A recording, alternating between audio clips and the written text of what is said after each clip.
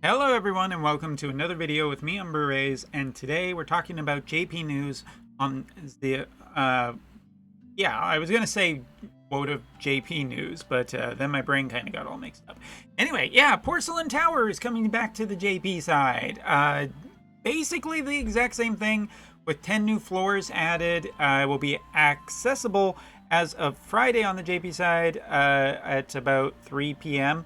And I think I've talked about this before where basically, 41 through 50, and the big prize this time is a fire ring. Given that, Lord Mont, well, I still really want to call him King Mont. Anyway, he is one of the newer characters and some of the new fire characters, such as Larudo, for example.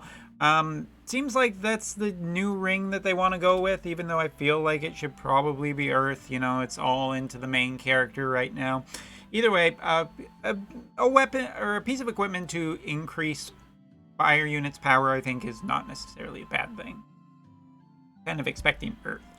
But there are some other news as well. Version 3.2.5 has come out recently, and basically it was just a bunch of bug fixes for the new version 3.2.0, and there isn't really much to be said about this, just problems with 3-star espers, I think, and some UI stuff.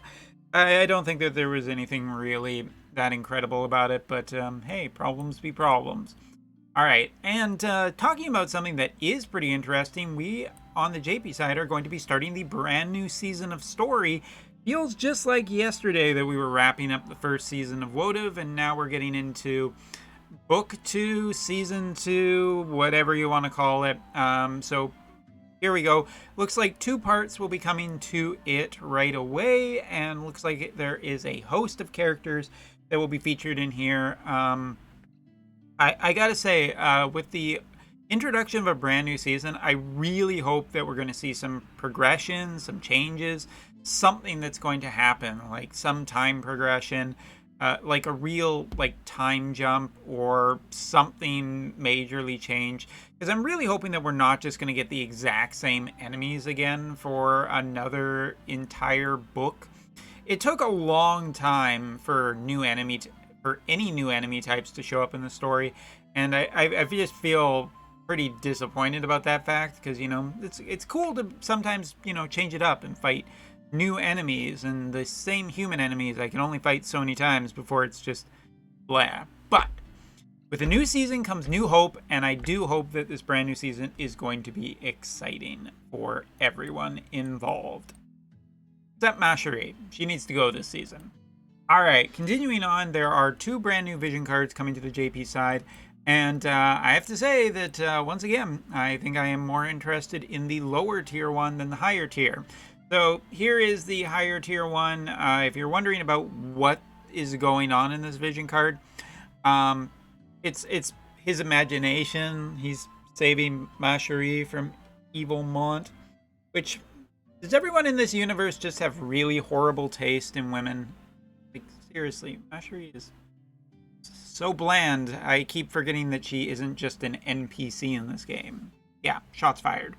But yeah, I gotta say that I want to just get into a digression really quick to just talk about the fact I don't like this vision card art. I think that there is a lot of beautiful vision card art in the game, and this tonally doesn't make any sense to me. Like the fact that there's like a movie script thing, obviously I guess it's for us, because we know what that is, but it doesn't really fit in the context of the universe, doesn't fit at all. I don't like this vision card even a little bit. I feel like it should have had more of maybe a dream aspect to it rather than a movie aspect.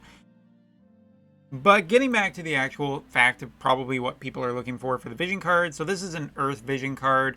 That isn't surprising. Like, they've been releasing vision cards that are heavily focused on elemental. Really, the JP narrative lately in terms of gacha is completely focused on mono element teams, because why not? Why push one expensive character when you can push an entire team of them? Shots fired. Anyway, Earth Elemental here.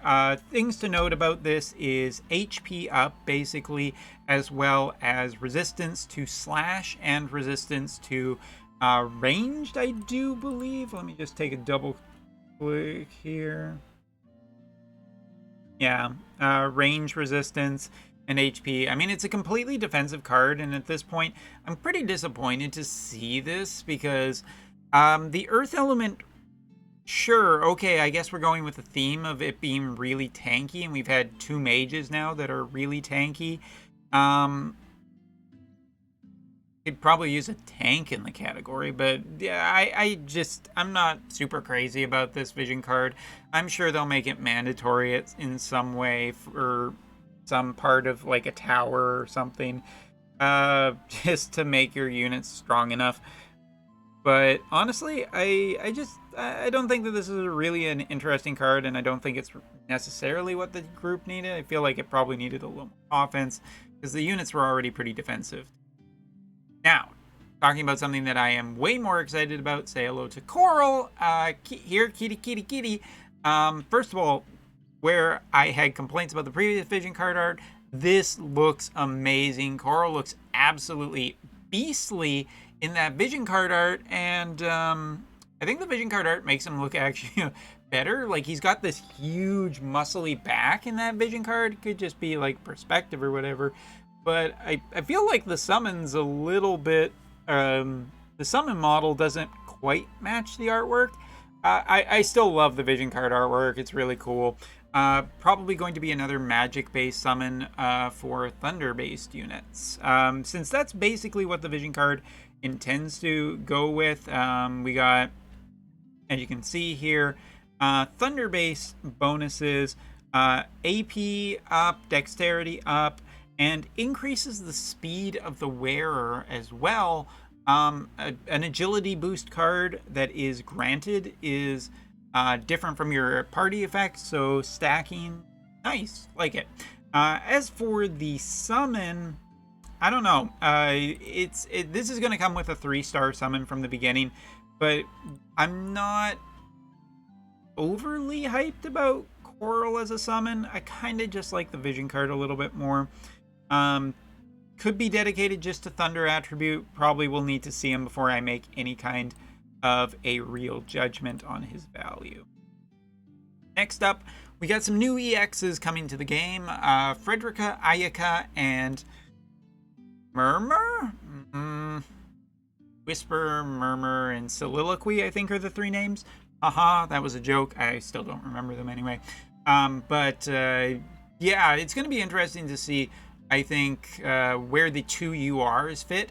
Ayaka, in particular, is still really the only non-limited, like, pure healer in the game that is of UR tier. So, like, I mean, Yuna, sure, and Yuna is great, but I'm very going to be interested to see what they give White Mage to make it stronger. I'm guessing a holy boost.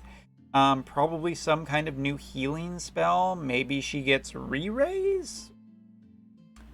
Which, honestly, I don't know how I feel about that. Re-raise is good, sure, but if that's just going to be her new ability, kind of was hoping for something a little more spectacular.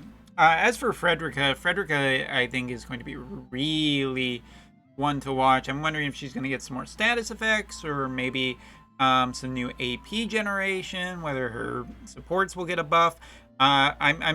If there's one that I think is probably going to be interesting for a lot of different people, I think it's going to be Ayaka as a potential healer for accounts. But I'm personally am more interested in to see where Frederica ends up. Next up, we're going to have some brand new summons getting to the 3-star tier as well to go along with our brand new Thunder Kitty. So we have with us today, we are going to be getting, whoops, just clicked on the entire wrong thing and now, all right. So Ramuh, Iron Giant, as well as Ahriman, Floating Eyeball is what he's kind of described as, so I think it's Ahriman. But there were different types of Ahriman. I'm getting off track. Ramuh is getting more summon magic, more thunder attribute ability attack up and hit rate up, as well as don't act resistance. Iron Giant will be getting summon magic up, light attribute attack up, critical rate up, and fascination resistance, so charm. And last but not least, Floating Eyeball, summon magic up, Wind attribute killer up, hit rate up, and I think it's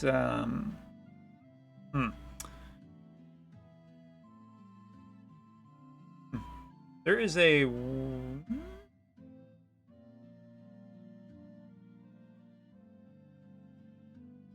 I think it's movement, but I might be getting the kanji. I'm looking at actually on it on a different screen. My bad. I'll take a check in that later. But into talking about what's going on, we finally hit 13 million downloads. Congratulations.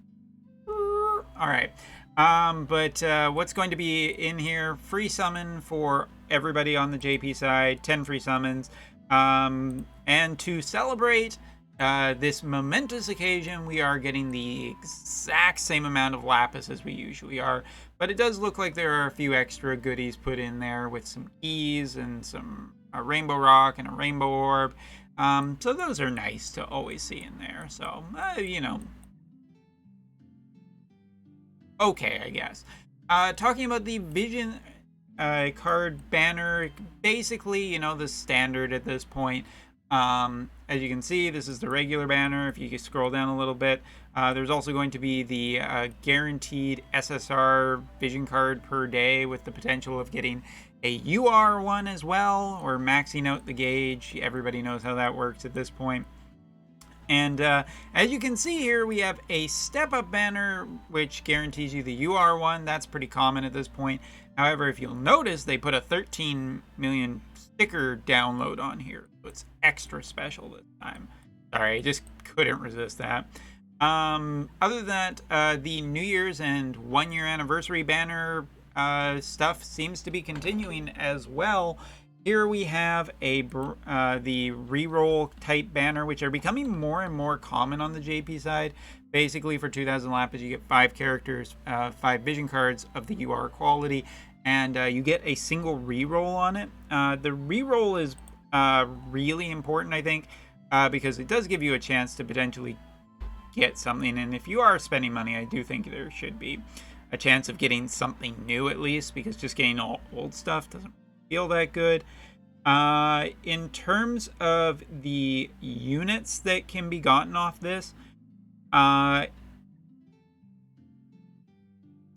just want to double check because I read this.